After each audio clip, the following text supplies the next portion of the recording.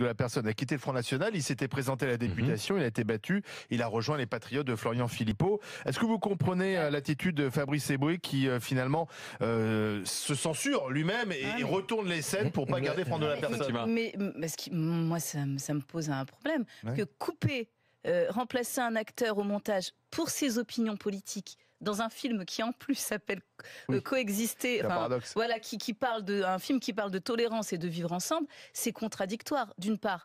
D'autre part, en quoi, s'il avait déjà été, s'il l'a choisi comme acteur, donc c'est qu'il le voulait, s'il l'a fait tourner comme acteur, en quoi ses opinions politiques remettent en cause sa qualité d'acteur, ou alors à moins de prendre les gens pour des personnes stupides, ou alors, et enfin, dernière chose, le Front National, soit c'est un parti comme les autres, soit ce n'est pas un parti comme les autres.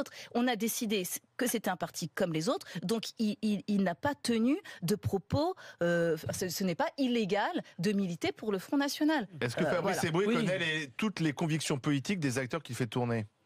Il y a peut-être des... Non, mais c'est pas ça qu'il explique. Moi, je suis pas d'accord avec vous. C'est pas ça qu'il explique. Eboué, il explique si quand mon film sort, c'est un député. Mais qu'il soit Front National ou ailleurs, d'ailleurs. Si le mec, il est député... Ce gêné, c'était député Front National. D'accord, on peut largement croire que ça a été un problème. Mais si quand le film sort de la personne est député Front National, c'est plus vraiment le même film, quoi. Moi, je le comprends. Surtout si les ministres de la Culture, parce qu'au départ, c'était ça qui était prévu. C'était que Marine Le Pen, ministre de la Culture. On avait tous vu, c'est d'ailleurs ces excellents petits sketchs à la machine à café avec Philippot, où il était extraordinairement brillant. Il était à l'inauguration du local Les Patriotes de Florian Philippot. Est-ce a pris une bonne décision? Moi, ça me pose la même question que pour Tex, quoi. Je pense que définitivement, je le dis souvent, Agatha Christie, elle a écrit 178 meurtres violents, elle a jamais tué personne. Encore une fois, il est essentiel qu'on fasse la différence entre ce qui est de l'ordre de la représentation, de l'opinion, de la culture, y compris une exposition dans laquelle il pourrait y avoir des œuvres qui seraient choquantes, et la réalité. Il n'y a pas de commune mesure entre celui qui écrit des choses et celui qui passe à l'acte. Là, c'est une position politique de cet acteur. Il se trouve que c'est le Front National. Ça n'a aucune importance ça n'est pas lié à son métier d'acteur. Franchement, parce que là, je sens que ça a encore un truc qui va dans le sens, comme Tex, c'est-à-dire qui va dans le sens, tu racontes, tu dis des choses et on t'assimile à ce que tu es en train de raconter.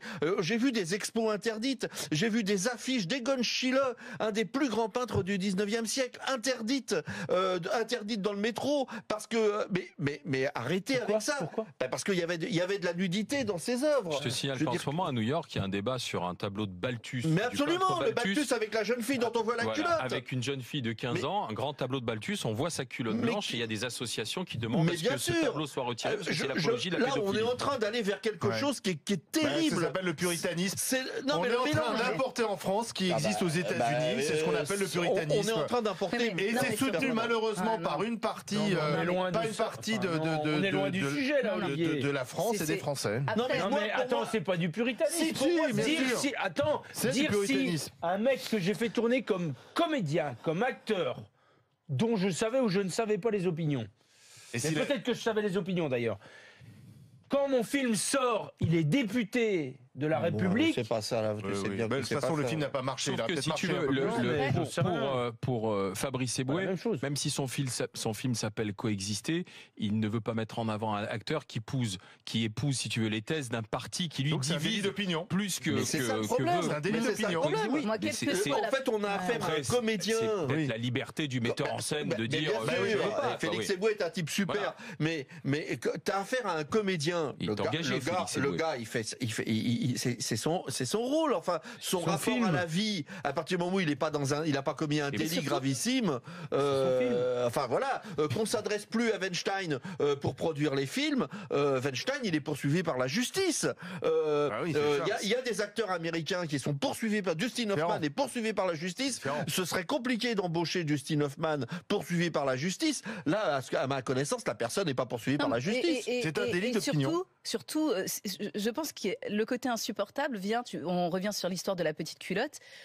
cette lutte que d'un côté s'offusquer pour une petite culotte dans un tableau et de l'autre laisser ne pas mettre tous les moyens pour la lutte réelle contre la pédophilie, la cyberpédophilie, la cybercriminalité et toutes ces choses. C'est-à-dire la disproportion. Détourner le regard quand il y a un viol dans le métro, quoi. On s'attaque aux proies un peu faciles et un peu spectaculaires et un peu symboliques pour laisser après dans le réel se propager des choses. Et plus on laisse dans le réel se propager des choses, plus j'ai l'impression qu'on en fait des tonnes dans la mise en scène de la lutte. Il est là le problème, aussi bien dans la lutte, aussi bien pour les violences contre les femmes, aussi bien dans la pédophilie, aussi bien dans la lutte contre le racisme. Dans toutes ces choses, il va falloir se remettre en harmonie entre symboles, imaginaire et réel. Faut qu'on fasse attention à ne pas sombrer dans cette espèce de folie d'interdire les expositions, d'interdire les pièces de théâtre, parce que ce sont des œuvres d'art. À aucun moment, quand on tue un enfant dans une pièce de théâtre qui est un mannequin en plastique, on tue un enfant dans la réalité. Faut quand même penser à ce qu'il y a un artiste. Et sauf qu'aujourd'hui, on risque de te dire que ça peut faire l'apologie de quelque chose. Ça fait pas l'apologie, c'est pas ça une apologie. Une apologie, c'est pas ça une apologie. Sincèrement, en plus, il y a un deux poids deux mesures. C'est-à-dire que tu peux être raciste, antisémite, sexiste, homophobe sur Internet, tu peux l'être, et tu risques rien. Tu fais une mauvaise blague, t'es viré. Tu fais un tableau un peu dénudé, on le recouvre, et tu emploies un comédien qui s'avère être un frontiste, tu le vires. Enfin, il y a quand même, on est dans un monde de deux poids deux mesures. En revanche, tu vas sur Twitter, tu peux être homophobe, raciste, antisémite. Ah bah là, tu risques rien au nom de la liberté d'expression. Et après, ça nous oblige à défendre Tex, qu'on regardait pas. Oui, en plus. Du coup, j'étais obligé de regarder Tex. Moi, je me suis fait tous ces sketchs, je veux dire. Et tiens, puisqu'on parle de liberté d'expression et de vigilance pour certains, voilà une chaîne qui va se retrouver sous surveillance étroite, c'est la chaîne RT. Alors pour ceux qui sont sur les réseaux sociaux, vous avez sûrement déjà vu ce petit... Vous connaissez ce générique? Fatima, dès qu'on met les amours, elle a le sourire. Tu sais pourquoi? Non. Parce qu'on va faire une révélation dans les grandes gueules ce matin. Fatima a été dans le public des amours sur France 2. On se confie à vous, on vous dit quelque chose. C'était un secret? Pendant la récréation. Tu peux dire d'autres trucs que t'as dit? Madame, il m'a dit que vous aviez été... Est-ce que tu avais été choqué à l'époque par Tex? Non, alors, je ne suis pas fan de Tex, j'ai toujours trouvé un peu lourd. Mais effectivement, j'étais dans le public des amours parce que lorsque j'étais étudiante, donc ça fait très très longtemps, on jouait un peu à Où est Fatih? C'est la déclinaison de Où est Charlie? Vous savez, où il faut trouver Charlie dans la foule. Et donc, j'étais dans le public d'émissions télé improbables avec une amie.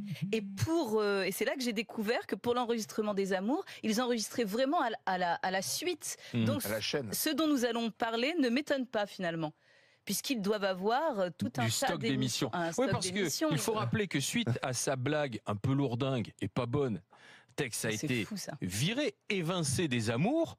Mais les émissions continuent de passer. Et alors, non seulement il n'est pas content forcément de s'être fait virer, à sa place, on réagirait pareil. D'autant plus qu'il s'est fait virer pour avoir fait son boulot. Après, on trouve ça drôle ou pas, mais son boulot, pas aux amours. Il va au prud'homme, j'imagine. Son boulot, c'est de faire des blagues. C'est un sketch. Enfin, c'est un humoriste. Donc, il s'est fait virer pour avoir fait son boulot, ce qui est quand même pas commun. Et en plus, il s'est aperçu que France 2 continuait à diffuser les amours présentés par Tex. En fait, les derniers tournages des amours ont eu lieu le 7 décembre, donc juste avant son licenciement. Et donc, à raison de 6 émissions tournées par jour. C'est 6 émissions par jour. Les numéros avec Tex pourraient être proposés même en 2018. C'est-à-dire que le type, il est viré et on continue. Soit le type on le vire parce que c'est un danger public sexiste. Le mec est un immonde. Il représente un danger pour nos enfants. Il faut l'isoler sur une île déserte. Et donc on ne voit plus ses émissions. Soit alors on a accès. Enfin là, je veux dire, c'est vachement, c'est très paradoxal et même un peu gênant, quoi. Parce que à ce moment-là, faut accepter. On le vire pas à ce moment-là. Ça veut dire que c'était pas la bonne raison. Oui, non, mais ça veut dire ça. Tu la connais pas la vraie raison? Non. France 2, France Télévisions veut faire baisser la masse salariale. Et je trouve que là, c'était une bonne façon de faire baisser la masse salariale. C'est qu'on vire un animateur qui était plutôt connu, qui avait plutôt de l'ancienneté, et je pense du coup qu'il devait gagner un peu de sous. Et puis on va remettre à la place pour la même émission quelqu'un de pas connu. Et puis comme on a enregistré, on fait courir le. S'il n'est pas connu et qu'il n'y a personne pour la regarder, ça coûte cher non plus. Parce que les audiences sont toujours au rendez-vous en plus. Les audiences marchent. C'est diffusé la journée, donc rappelons que France Télé, la journée, est financée en partie par la pub. La pub s'arrête à 20h. Alors, semble-t-il, la direction de France 2, de toute manière, a déjà dans l'idée de remplacer Stex. Donc, il y a eu, semble-t-il, des castings. C'est ce que dit le site Pure Média. Bruno Guillon, Vincent Cerruti ou Damien Thévenot ont passé des essais pour remplacer Stex. Il y a aussi, ils ont fait passer à Absatoussi. Avec Cerruti. En couple, pour une présentation en couple. Et en attendant, c'est les stocks. Il y a des stocks de textes à diffuser. C'est honteux. Sur l'éthique, c'est quand même honteux. Ils vont prendre cher au prud'homme, France Télévisions. C'est ça. Oui, c'est nous qui allons payer les prud'hommes de taxes. C'est la question que je me pose. Autant la lutte contre les violences. Autant la lutte contre les violences, contre les femmes, mais pour tout, c'est essentiel. Non, mais la lutte, c'est contre les violences, pas contre les blagues. Non, mais c'est la suite de ma phrase. Autant prendre Tex comme exemple me semble vraiment, ça me semble vraiment être un mauvais exemple. Parce que là, s'il va au prud'homme, il pourra dire, il n'a pas fait la blague pendant cette émission. Non.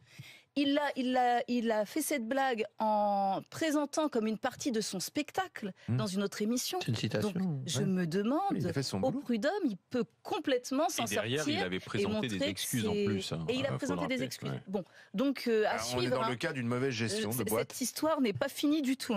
Et on diffuse ces émissions. Effectivement. C'est d'un cynisme en fait. Parce que c'est un calcul. Après, à partir du moment où c'est enregistré, est-ce que d'un point de vue légal, il n'a pas signé pour ça aussi? Non, lui, il comprend pas lui-même pourquoi il est encore à l'écran. Puisqu'on parle de. Enfin, il peut se regarder en même temps. De personnes